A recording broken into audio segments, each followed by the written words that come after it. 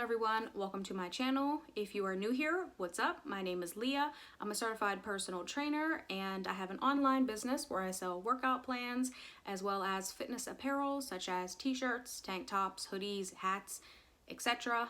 And thank you for clicking on this video. So today I want to talk about macros. And I wanted to make this video because it's been a little over 2 months since I started counting my macros. And at first I was so lost and I really didn't think that I would like it. I wasn't sure how it was going to go, but I ended up really liking it, and it is something that I do see myself sticking with for a while. So I wanted to make this video just to kind of help others who might be wanting to get started or who maybe just started and aren't really sure like where to go from here, or just kind of answer some of those questions, because I know I was totally lost in the beginning. So let's get started. So the very first thing you have to do when you decide that you're going to start counting macros is you have to find out exactly what your macros should be. And it's going to vary widely from person to person, depending on your activity levels, your gender, what your ultimate goals are, whether you're counting macros to, maintain just as like a lifestyle, or if you're counting macros for competition prep. All of those are going to play a factor in what your macros should be. So you first have to find out what should they be. Now, the best way that I would recommend is to reach out to a coach or a registered dietitian, someone who specializes in that, who can give you a solid answer. And if that's not an option for you, if you don't want to go that route, or maybe you can't afford that right now, that's okay too. You can go on Google and just type in macro calculator, and there's a ton that come up. You can just enter in some basic information in there, and it will kind of give you like a rough estimate of what your macros should be. So for those of you who aren't familiar with what macros are, and maybe you just clicked on this video just to kind of find out, macros are your carbs, fats, and protein, and it is in pretty much everything you eat. And certain foods obviously are higher in like protein than carbs. Some foods are higher in fat than protein, etc., so on and so on. And it's all about finding the right combination of foods each day to fit into that kind of puzzle of, your macronutrient numbers. So it's easier to do, obviously, once you know what your numbers are and what you should be eating per day. So once you have that all figured out, then you're gonna have to find a way to track your food and your macros. So I use MyFitnessPal. I'm pretty sure that's what the majority of people use. I'm sure there are other apps though if you don't want to use MyFitnessPal, but I think that's probably the most popular one. I do have the premium version. I'm sure you could probably do it without the premium version, but don't quote me on that. I know with the premium version, it breaks everything down like super specific for you, which is how I prefer to see things. I have used MyFitnessPal like way in the past with just the free version, and I really liked it then too. But in terms of me counting macros, I did upgrade to the premium version right away, and I have not been disappointed since. So once you have a way to track your food and track your macros, now you have to figure out how to fit your foods so that way they make sense with your macros. So the first like 2 or 3 days, what I did was just continued on eating my normal food and tracking everything in MyFitnessPal, and then going back and looking at what I needed to change. So the first few days were rough because I went way over on... Okay, that's my cat in the background. I don't know what's wrong with him. He does this from time to time. He just wants my attention, and he hates when I'm recording because the attention is not on him. So now he's mad and he's running through my apartment. So I apologize. But as I was saying, the first few days I went way over on my carbs and my fats, which really was an eye-opener for me to see like how much carbs and fats I'm actually consuming on a day-to-day basis. So I just kind of went in and looked at each food and broke it down into like, okay, what is necessary for me to keep, like stuff that's important for me to eat every day, and what stuff can I tweak or just totally get rid of. So when I had first started counting macros, I was eating peanut butter sandwiches pretty much every day because I would pack one and take it with me to school for my lunch. And I realized that the peanut butter is obviously full of protein, but it's also full of fat. And I realized that was a big culprit for me in terms of why I was going over my fats. So I realized, it's okay to have peanut butter, obviously, but I didn't have to eat it every single day. There's definitely other things that I could kind of swap out, or maybe instead of eating like one whole serving of peanut butter, I could eat like half a serving, like things like that. Another big thing that I noticed at first was milk. I drink a ton of milk. I love milk. I make my protein shakes with milk. I make my oatmeal with milk. I buy those Carnation breakfast essential like packets. I mix those with milk. I eat a lot of milk, and I realized that regular dairy milk is full of carbs. And I thought I was doing the right thing by buying, organic milk, because I thought, okay, I'm healthy here. But I realized that it was just full of carbs, and it really wasn't helping me it wasn't doing me any favors. So I switched to almond milk. And again, like, this is going to vary from person to person. Maybe you can't eat almond milk, or maybe drink, sorry. Maybe you just don't like almond milk, but you can find substitutions that work for you. I'm just giving you guys examples for what worked for me.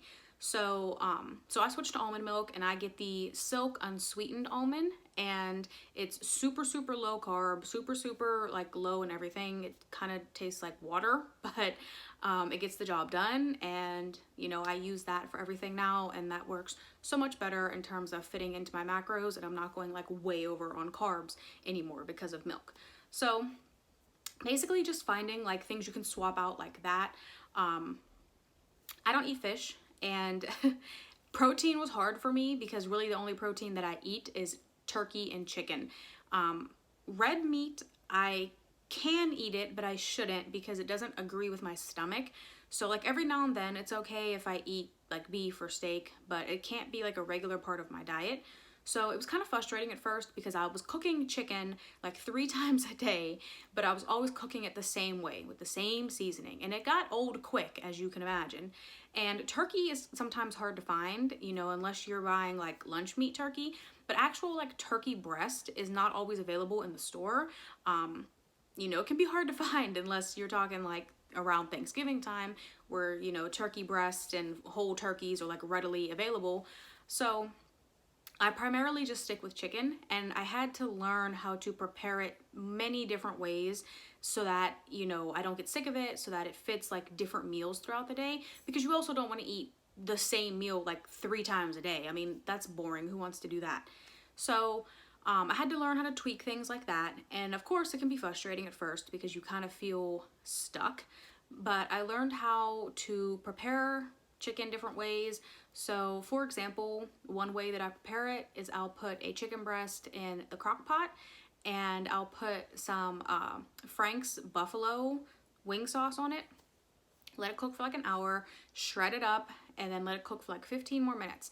Then I'll take that and put that on a bun and put like some cheese on it or some lettuce and make some vegetables with it, and I'll have like a shredded buffalo chicken sandwich. So I might have that for lunch, and then for dinner I'll make chicken again, but I'll cook it on the stove, and I'll cut it up into like little chunks, and I'll get some white rice and some teriyaki sauce and some broccoli and kind of put it all together like that, because I love chicken and rice. That's like my favorite thing. So like that's some ways that I learned how to cook the same food, but just preparing it differently. Now if it's later at night, I'm a night person, so I'm always up super late. So if it's like later at night, and if I just need to eat like a quick meal, just to get my macros in for the day, then I'll just take a whole chicken breast and I'll just put it on the stove and season it up, and like I'll eat the chicken breast that way with maybe a cup of broccoli or like carrots or peas or whatever. White potatoes are another thing that I cook many different ways because I love potatoes and they're a good carb. So basically you just have to get really, really creative. It can be very intimidating at first, especially when you're only used to eating certain foods like one way. You have to really learn how to tweak things and make it work for you. Now, of course, if you're not a picky eater, and if you can eat fish and you can eat red meat, and or maybe you're vegan and you're a ton of different like recipes that you could make, I mean, that's excellent. I'm just giving you guys examples of my experience because I'm very, very picky and I pretty much only eat chicken. So but I'm giving you guys these examples to kind of show you that no matter how picky you are or how restricted, you know, your diet might be, maybe you have different allergies or like certain things, you know, you just have to get really creative and don't let it intimidate you, because I think if you start to kind of feel overwhelmed, it's easy to throw in the towel and say, I'm just going to keep eating what I've been eating. I don't care. And you don't want to do that, you know, because like I said, it was definitely hard at first, but now that it's been a couple months, I really, really like it. I've definitely seen results, and I cannot wait to show my before and after picture on here. I'm not going to do it yet. I'm probably going to wait a couple more months, but it's incredible already, the difference that I've seen. Like, it's insane. So overall, you know, it has gone really, really well for me, and it is something that I do recommend to people. Even in my workout plans, I do have like a nutrition section. Now, I'm not a registered dietitian, so I legally cannot give meal plans or like food advice, but I do just kind of have like what I recommend. Excuse me. And I do recommend in my workout plans counting macros, because it works. So, you know, you can't go wrong. If you know something works, stick with it. Like, you know, don't fix it if it's not broken, kind of thing. So I hope this video kind of answered some questions for you guys.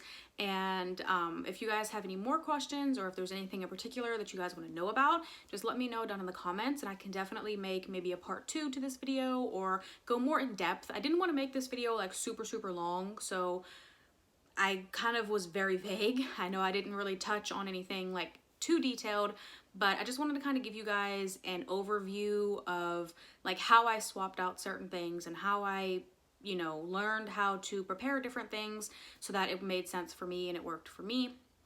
Just to kind of show you guys that it is possible, no matter who you are or what your, you know, diet consists of, or if, like I said, if you have allergies, things like that, it's definitely possible to still count macros. I see a lot of girls post like really, really extravagant, pretty stuff like on Instagram, and that's excellent. And it's hard at first to not feel kind of like you're beating yourself down, because you're like, oh, like, I don't want to eat that. That doesn't look good to me. That doesn't look appealing. Or maybe it's something you're allergic to and you can't eat that. You know, don't let what other people post get to you. Just do what works for you. That's like the best advice I can give you. So I hope you guys enjoyed this video. If you did enjoy this video, please be sure to give it a like and subscribe to my channel. Bye, guys.